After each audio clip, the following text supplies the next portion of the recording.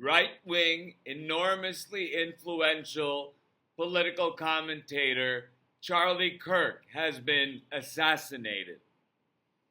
Now, I would like to first say that I don't believe in anything that Mr. Kirk believed in. We are absolutely on the opposite spectrums of our political and personal ideologies. With that said, on this eve of one of the worst attacks on America in American history, we are brought face to face with the ongoing attack on America from within. Political assassinations destroy democracies and undermine the rule of law by individuals taking law into their own hands. No form of political violence is all right. And that's the message Donald Trump should be sending. But instead, he blame shifts onto Democrats. It isn't anybody on the political left who regularly spreads disinformation and hate across the country. It is Donald Trump who unleashed this chaos. And instead of saying stop, he blames Democrats for their rhetoric. When that deflection is not only untrue, but destructive rather than productive. This is not a time to shift blame. This is the time to find solutions.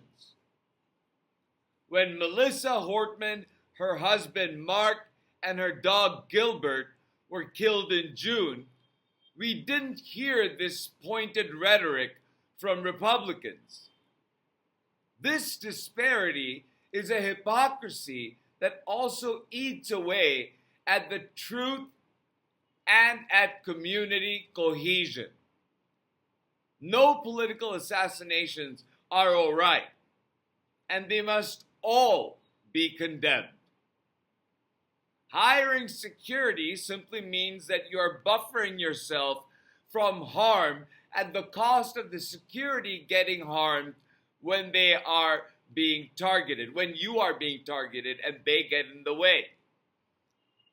The solution is to bring the political temperature down, and Donald Trump refuses to do that. He even encourages his followers to pick up the hateful rhetoric and spread it nationwide. That spreads chaos. That incites people across political lines. And it cannot be controlled once unleashed. Obviously, guns add a deadly mix into that chaos. Whether school shootings or political assassinations, the through line are guns. Unregulated guns. Lack of background checks, mental health checks, continued firearm safety education, and licensing that must be renewed periodically. And all these issues can be remedied by comprehensive federal gun safety legislation. Remember, our right to bear arms shall not be infringed does not mean our right to bear arms shall not be regulated. Infringe and regulate are not synonyms, and nothing in the Constitution prohibits regulations to ensure proper gun ownership and reduction of crime. Americans wish to live in a thriving, peaceful society. That is definitely not the case now. We want to be friendly with our neighbors, but the community closeness seems further and further from our grasp. We are fracturing along ideological line, forced into ideologies we ourselves aren't sure fit our own moral compasses. American society and American identity is under attack at this time of political turmoil. And it has been exponentially exacerbated by the availability of guns, regardless of the gun owner's mental state, their access to guns, and the lack of state oversight to make sure such assassinations do not happen. We're in a mess we've made. So on this very sacred and somber day, we must reassert our commitment to not be violent, not harm others. Think twice before we antagonize others just because of the way they look, they speak, where they work, and where they meet. Think twice about calling everybody the enemy.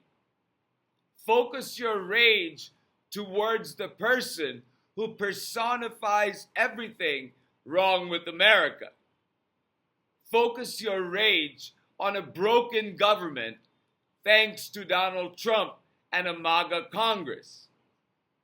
Focus on a broken government that wasn't able to pass gun safety legislation even before Donald was in the picture.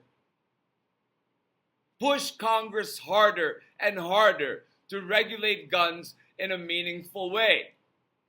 Push the public to find creative means to protest, not destructive means, including mowing down people with your car like in Charlottesville, shooting political opponents like Melissa Hortman and others in New Mexico, and assassinating political leaders and influencers.